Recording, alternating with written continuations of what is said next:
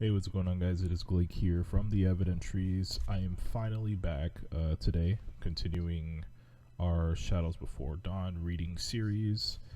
Oh my goodness, I meant to get out the previous part, or I've been meaning to get out this part for like the past 2 weeks. Yeah, I did say that I wanted to finish this up in November. We still got a bit of time. We got about half the month left to start getting through quite a few of these chapters and sections, but yeah, I really wanted to get this out a lot sooner. I think the last part that I uploaded was it like the last week of October, I think. So I'm a couple weeks behind, so I'm quite behind from what I originally intended. It's also been so long that I completely forgot kind of what the last section actually was about, because I do remember reading it and it was pretty intriguing, and I wanted to do a reflection on it, but it's been so long now that literally, yeah, at this point, I don't really remember too much about what was read. I'm skimming through it a little bit here. That's where does self-hate come from? Just confusing messages, they say, with us for life, punishment and reward, how to use a toolkit to self-love. So yeah, I guess what I could do is I guess what I could technically do is after, so that was the last one we did, was the last chapter, or the last section, I guess, was the introduction to using the toolkit to self-love. So this next part is actually tool number 1. So we're getting started with the tools now, and I guess what I could do at the beginning of the next video then is sort of do my reflection, my review on the intro and the tool number 1, since that's what we're on now. I think that would probably make the most sense. But anyway, for now, just kind of pressed on time, I'm going to hop right into tool number 1, which is 365 days of self-love. And here's the first section of that. So, tool number 1, 365 days of self-love. First section, 1 whole year of self-love. Right now, for you to say I love myself might feel more like lying to yourself than telling the truth. For you to say this statement would contradict your own sense of intelligence, and therefore make you more aware of where you aren't, rather than make you feel good about where you are. But the best thing you can do for yourself, if you don't love yourself yet, is to begin to act as if you do. This will start to undermine the power that self-hate currently has over your actions. For this reason, the journey from self-hate to self-love begins with a commitment. I call this commitment 365 days of self-love, and it is a stepping stone to helping you close the gap between wherever you are now and self-love, which is where you ultimately want to be. In the current life you are living, you most likely struggle with making decisions and commitments because the basis on which you make your decisions is not one of self-love. Instead, you likely make your decisions based on things like principle, wanting approval, or symptom relief. But in order to live the life you are meant to live, you have got to get back in touch with your own personal truth and your own personal joy. Those two things need to become the principal motivations for any decision you make. Self-love needs to be the foundation that you lay first, and then the second step is to build the details of your life upon it. To make this commitment, get a calendar and mark the day you plan to begin. Then mark the day you plan to end. 365 days later, once you have done that, it is time to make the actual commitment. For exactly a year, every single day, you're going to commit to live your life according to this mantra. What would someone who loves themselves do?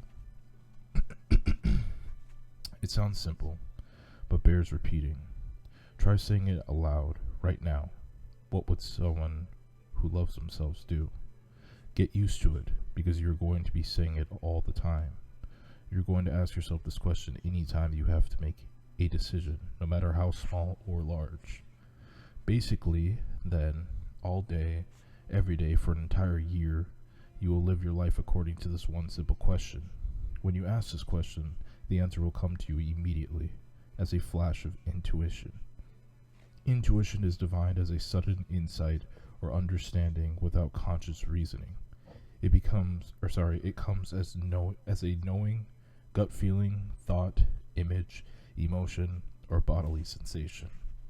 Many of us have learned to tune out or ignore our own intuition, but by practicing this simple mantra, you can get back in touch with your natural gift of intuition, a gift we all have. Sorry guys, my throat as usual is in the morning, it just doesn't agree with me. Many of us have learned to tune out or ignore our own intuition, but by practicing this simple mantra, you can get back in touch with your natural gift of intuition. Oh, sorry, I already read that. The good news is that even if you may have shut out messages from your true self for years, the true self continues to give them, so it is impossible to completely lose your intuition. Next section, listen well and take action.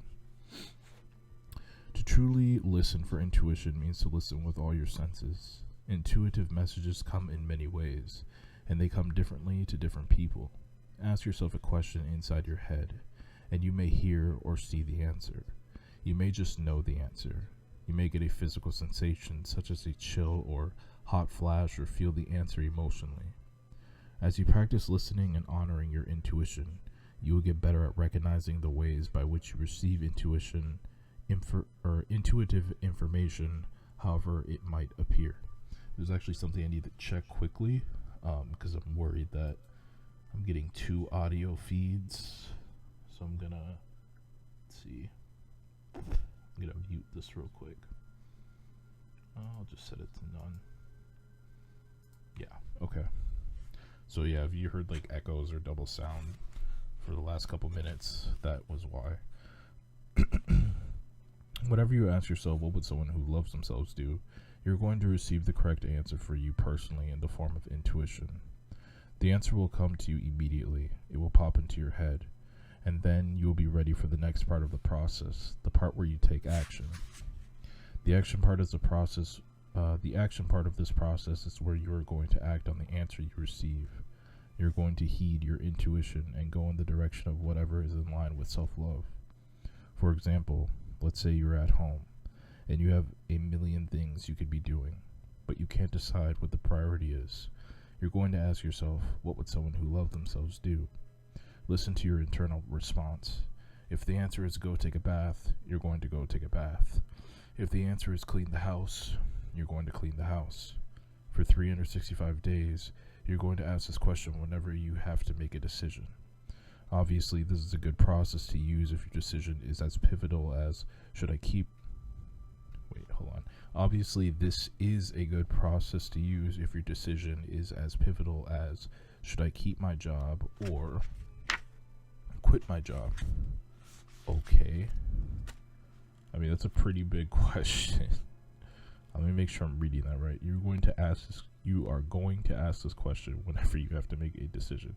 Obviously, this is a good process to use. Huh. Interesting. Okay. Your intuition will help guide your life, without a doubt. But even if your decision is as mundane as, should I eat an apple or an orange, keep asking the question. There is value in being consistent and training yourself to do the loving thing, regardless of what is going on around you. Next section. Simple actions, profound changes. When you begin to apply this process, you will quickly find that you make decisions constantly throughout the day. The power behind this process is that by the end of the 365 days, it will be a habit for you to live your life in alignment with self-love. What's more, you will be incapable of living your life any other way. This particular process is much more profound than it may seem. When you ask, what would someone who loved themselves do? It allows your intuition to deliver the answer. And when you act on that answer, everything that is preventing you from living the exact life that you want to live will be exposed. Making this commitment will be the foundation for this journey from self-hate to self-love. Like a foundation, everything that is to follow in this book will be built on top of this commitment. In my opinion, everything contained in this book comes second to living your life according to the question, what would someone who loved themselves do? If you take nothing else away from this book, that will be enough. Alright, and that is the end of tool number 1. So definitely really interesting. I guess I can just quickly preface what stuck out to me the most there. Was definitely that, I don't want to say she suggested it, but insinuated that you would ask yourself that question, what would someone who loved themselves do, even for such a, I guess, such a big decision as deciding whether or not to keep your job. That's a pretty big thing to say in a book, or recommend, or insinuate even. I'm not sure how I feel about that personally, but it is interesting because she does state that, you know, in your day-to-day life, when you have things, if say you have multiple things you have to do at home or anywhere else, that you would want to ask yourself that question, and whatever answer comes to your head first is generally, or according to her, is your intuition. I guess that's something interesting for me to personally apply, because there's always not a day goes by where there's a situation where there's multiple things that I should be doing, or multiple things that I know I should be doing, and everything, I guess all of those things I should be doing equally, but it's just which one should I do first. There's some things that I would rather not do, though I suppose they may be somewhat more important. So I guess that is a question that I could ask myself from time to time. But yeah, that is what probably stuck out to me the most. Really interested to see how other people apply this to their life. If anybody else who has had to make a big decision and made that decision based off of this question and whatever came to them first, intuition wise, I would love to know how that turned out for them. I would love to know their experience, because to me that just seems super daunting, to make your day-to-day lively decisions based on what would someone who loves themselves do.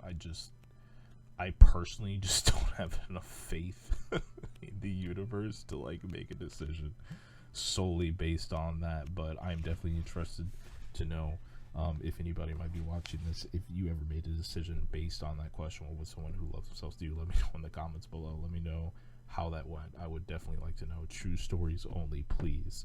But yeah, that is going to be it for tool number 1, 365 days of self-love. So we'll start tool number 2 in the next part. This one, or tool number 1, was really short. Tool number 2 is much longer. It's more like an actual chapter. So this one was pretty short. I guess that's pretty fitting for today, since I do have to do another video pretty soon here. So yeah, I definitely enjoyed this one.